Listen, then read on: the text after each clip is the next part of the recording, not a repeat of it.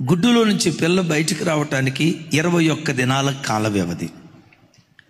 కుక్క గర్భంలో నుంచి కుక్క పిల్ల బయటికి రావటానికి 60 రోజుల కాల వ్యవధి.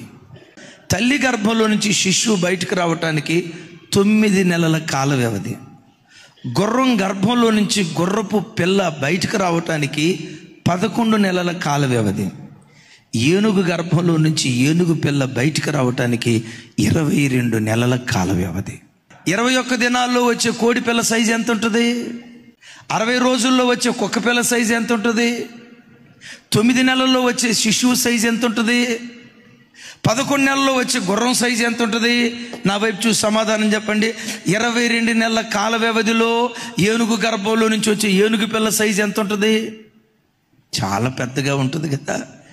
దేవుడు ఎప్పుడైనా నీ బ్రతుకులో ఆలస్యం చేస్తున్నాడంటే ఒక ఉన్నతమైన దాన్ని నీ ఒడిలో దేవుడు వేయబోతూ ఉన్నాడు. ఒక శ్రేష్టమైన దాన్ని దేవుడు నీ ఒడిలో వేయబోతున్నాడు. అందుకనే ఇంకెంతకాలం అని కృంగిపోకుండా దేవుడు ఆలస్యం చేస్తున్నాడంటే ఒక అద్భుతమైన ఈవి నా ఒడిలో వేయబోతున్నాడని నిరీక్షణతో దేవుని స్తుతించుదుంగాక. మీలో ఎవరైనా నానా విధములైన శోధనల చేత శోధించబడుతూ ఈ స్థలానికి వచ్చారేమో. కళ్ళ ముందు పిల్లలు దీవించబడతారు అనుకున్నానయ్యా, వీళ్ళ బ్రతికెట్లయిపోయింది.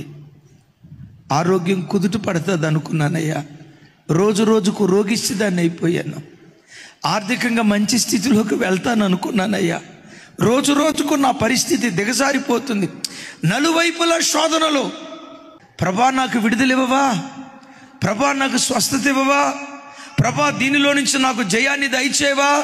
ఈ శ్రమల కొలిమిలో నుంచి నన్ను విడిపించవని నువ్వు ప్రార్థన చేసేటప్పుడు కొన్ని సందర్భాల్లో కొంతమంది జీవితాల్లో వెంటనే కార్యం చేస్తాడు, ఇంకొంతమంది జీవితాల్లో ఆలస్యం చేస్తాడు. మీ జీవితాల్లో ఎవరి జీవితంలో నేను దేవుడు ఆలస్యం చేశాడా? గుండెల్లో ఈ మాట రాసుకో. ఎంత ఆలస్యం చేశాడో అంత అద్భుతమైన దాన్ని నీ ఒడిలో దేవుడు వేయబోతున్నాడు.